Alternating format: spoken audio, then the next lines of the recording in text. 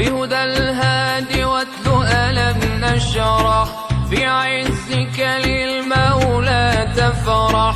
واقرأ قول الله الأكبر إنا أعطيناك الكوثر. صلى الله على محمد صلى الله عليه وسلم. صلى الله على محمد صلى الله